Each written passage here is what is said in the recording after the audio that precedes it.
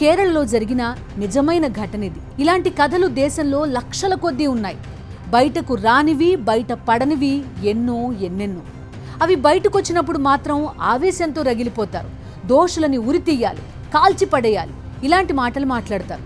Kolkata RG Kar doctor హత్యాచార ఘటనైనా, 2019లో సంచలనం రేపిన దిశ ఘటనైనా, వారికి సంబంధించిన కథలు విన్న తర్వాత ప్రజల రియాక్షన్ ఇది. కానీ మరణశిక్షలతో సమస్య పూర్తిగా పరిష్కారం అయిపోతుందా? 2012లో దేశాన్ని కుదిపేసిన నిర్భయ హత్యాచారం తర్వాత దేశం మొత్తం అగ్నిగుండంలా మారిపోయింది. నాటి దోషులకు ఉరిశిక్ష వెయ్యాలి అని అనేక మంది రోడ్లపైకొచ్చారు.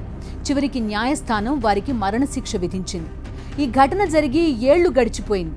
దోషులకు శిక్ష పడింది. అయినా అత్యాచారాలు మాత్రం ఆగలేదు. దీన్నెలా అర్థం చేసుకోవాలి? 2019 డిసెంబర్లో దిశ కేసులో 4 యువకులను పోలీసులు ఎన్కౌంటర్ చేసిన ఘటన తర్వాత అత్యాచారాలు ఆగాయా? అంటే సమస్యకు పరిష్కారం కఠిన చర్యల్లో మాత్రమే లేదు అని అర్థం చేసుకోవచ్చా? మరి ఈ సమస్య మూలాలేంటి? ఈ సమస్య ఎక్కడి నుంచి పుట్టింది? ఈ సమస్యకు శాశ్వత పరిష్కారం ఏంటి?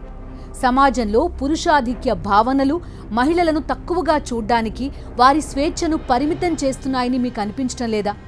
భారత్లో లైంగిక దాడుల్లో ఎక్కువ శాతం మంది బాధితులకు తెలిసిన వారే ఉండడాన్ని ఎలా అర్థం చేసుకోవాలి? ఎన్సీఆర్బీ 2022 నివేదిక ప్రకారం నమోదైన అత్యాచార కేసుల్లో సుమారు 94% కేసుల వరకు నిందితులు బాధితులకు తెలిసిన వాళ్లే. అమ్మాయి పుట్టినప్పటి నుంచి అలా ఉండాలి, ఇలా ఉండాలి, ఈ బట్టలేసుకోవాలి, ఆ బట్టలేసుకోవాలి అని సమాజం వేసిన క్యాసెట్నే అరగదీసే వరకు వేస్తూనే ఉంటుంది. మరి మగపిల్లాడు పుడితే ఏం నేర్పిస్తున్నారు? వాళ్ళకి బుద్ధులు నేర్పాల్సిన బాధ్యత ఎవరిది? వయసు పెరుగుతున్న సమయంలో వచ్చే ఆలోచనలు, కోరికలు సహజమని, వాటిని కంట్రోల్ చేసుకోవాలని మీకు ఏ తరగతిలో అయినా, ఏ బయాలజీ టీచర్ అయినా చెప్పినట్టు గుర్తుందా? రిప్రొడక్షన్ చాప్టర్ అంటే అదేదో బూతు లెసన్లా భావించే ఉపాధ్యాయులు ఉండడం సిగ్గుచేటు కాదా? ఏది తప్పు, ఏది ఒప్పు, అసలు కన్సెంట్ అంటే ఏంటో చెప్పకుండా పిల్లలు పెరగడానికి, ఆ తర్వాత దారుణాలకు ఒడిగట్టడానికి కారణమవుతున్న వ్యవస్థను నిందిస్తే అత్యాచారాలు ఆగిపోతాయా? ఏమో, ఇదంతా ఎవరికి వారు వేసుకోవాల్సిన ప్రశ్న.